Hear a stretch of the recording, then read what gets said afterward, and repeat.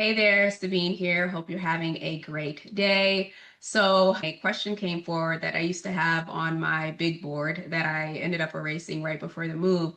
And the question was, who am I when I'm operating from a place of love versus who am I when I'm operating from a place of fear?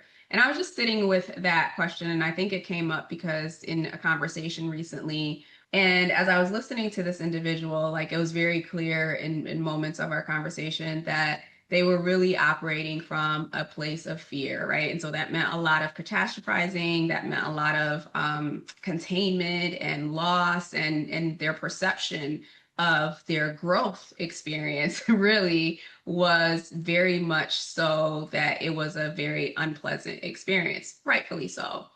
And as I've been thinking about my experience, I've gone through my process relatively or a lot different from this person. And not to say that that's good or bad, but that question, that quote of who am I when I'm operating from a place of love versus who am I when I'm operating from a place of fear came to life in a way where I could see that when we are standing in a place of love, and not the emotional love, but truly the essence of who we are, outside circumstances will be outside circumstances, but they don't define who we are, what we feel about ourselves, what we even believe to be true about the situation. It almost elicits this hope, this expansion, this sense of growth, this sense of grace in us when we are operating from that essence of love, who we truly are. But when we're in fear, the same situation can be happening and it feels like doomsday, right? Gloom and doom. Everything is happening to me. The walls are closing in. I have very limited options.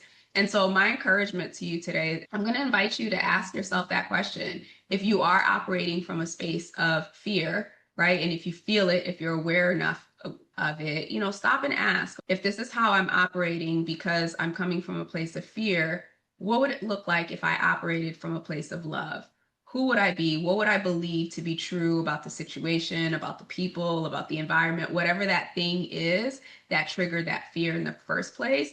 And then explore, allow your imagination to move you into that space that is your true essence, which is possibility, which is expansion, which is grace, which is hope.